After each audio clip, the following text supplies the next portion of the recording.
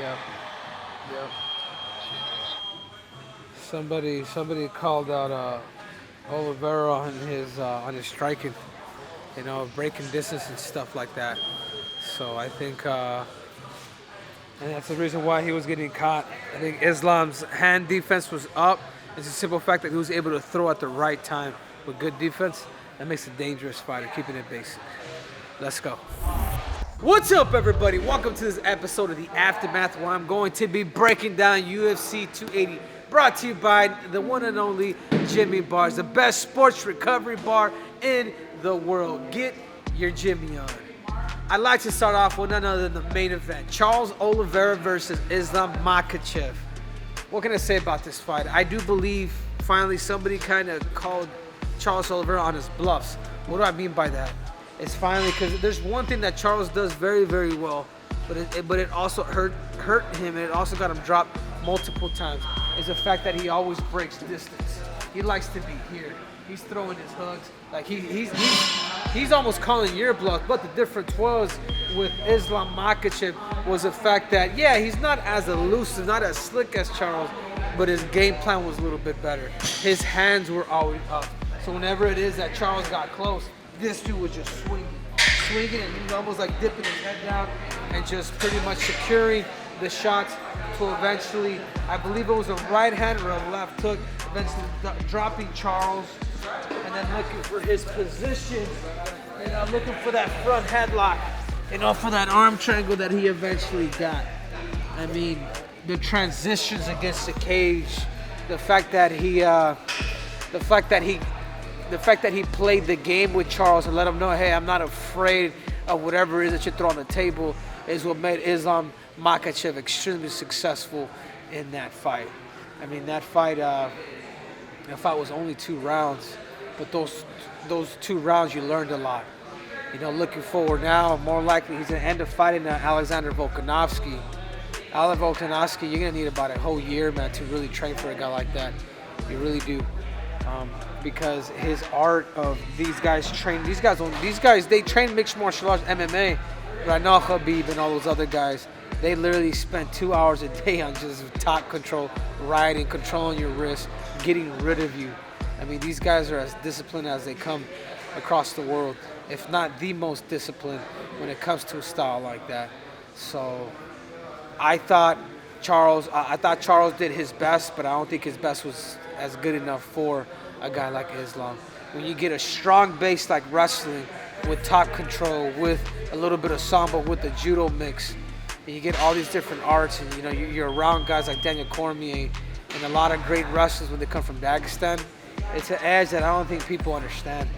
A state champ wrestler can easily transition to any submission style of grappling and pretty much take over, just for the simple fact that what is it that wrestling has taught us.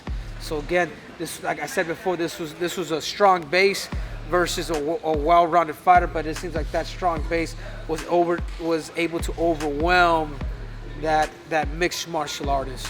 So that's the breakdown. It's took the cage, took the center, challenged Charles, wasn't afraid to go on bottom, ground and pound to eventually look for a submission, and that's all she wrote.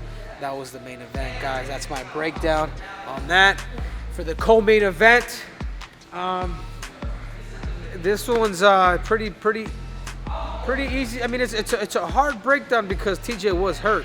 I don't know if it was his left or his right shoulder was hurt, but either way, I just don't. First of all, I don't think TJ should have probably fought. I think he did everybody a disservice in that situation. You know what I mean? Like, 'cause ain't nothing like getting somebody taking your back and then beating the crap out of you up top. I mean, that doesn't help your legacy, man. You're looking to three-peat, but that's not a way to do it. If you're hurt, dude, don't fight.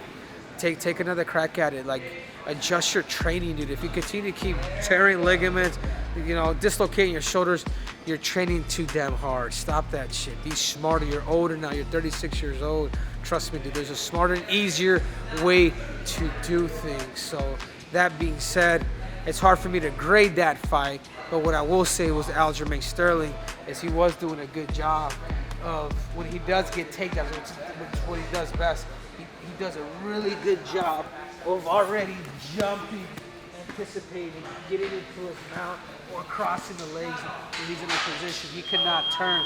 You turn your back and he's literally going to scissor you. He's going to scissor the legs and he's going to start to rain on you. For TJ for having one arm, showed his heart, but it's not courage, man. It's rage. You know, whenever it is that you do fight for a championship, you got to be 100% ready and be willing to literally die out there, whether it's with one arm. And I'm gonna give you guys back that example. When I fought Marlon Moraes, guys, I literally tore my shoulder, man, where I still got a pin in there. Didn't show it, didn't demonstrate it, nothing. Where the ligament took part of the bone with it, and I had to fight Marlon Moraes with one arm and one leg, and still won. You know, so there's a strategic way of knowing the competition, and there's levels to this stuff. And I get it, man. Your shoulder's out, man, that would suck. But don't take the fight. If I sign the contract and I show up to fight, I'm gonna fight, man. You know, rip that thing off or whatever may happen. I'm gonna find a way to beat you. So that being said, let's get down to the co-main event. Sean O'Malley versus Petr Yan. I tell you what, man, Sean O'Malley did prove that, you know, he's got more balls than what I thought. But I will say this. Also, too, at the same time, I don't think Yan really knows the tactical game so much. He was head hunting, he was going to the body, where Sean's legs were still always there. And I just think if he would have really invested in a certain thing.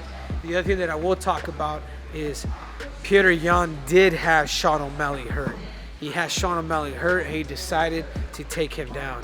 He literally had him hurt with that left hook, and then he had him hurt, and Sean's a little wobbly. And then, you know what he does? And a lot of fighters tend to make a big mistake, is he'll go shoot, take him down. Now the guy's on his back, and now this guy's recovering. You know, this guy's just recovering. He's holding on to whatever, but this isn't good. Because this guy right here, he wants to be on the floor. If you're hurt, you want to go on the ground, because the more you're able to go on the ground, the more you're able to breathe. So I just think tactically, Yan did win that fight. It's unfortunate the way the judges scored it. I think it's probably the worst decision probably in UFC history. But at the end of the day, man, don't leave it in the hands of the judges. I think they should run it back. And I think both fighters, I think tactically, Petr needs to do a better job. And I think experience-wise, I think Sean took a lot and learned a lot. And I think it was a confident booster for her, but he didn't win that fight. But it doesn't matter, because that's on his record. 3 people thought he did. It's unfortunate. They should go get their damn eyes checked. But anyways, that's my countdown. That's my breakdown. UFC 280, you already know. Big shout out to JiMMYBAR. Get your Jimmy on. Triple C is out. So thank you guys again for watching. It means a lot to me. So you guys remember, there's more breakdown, there's more technique, there's more tactics, and there's definitely more cringe. So make sure to subscribe and click on that button. I'm out.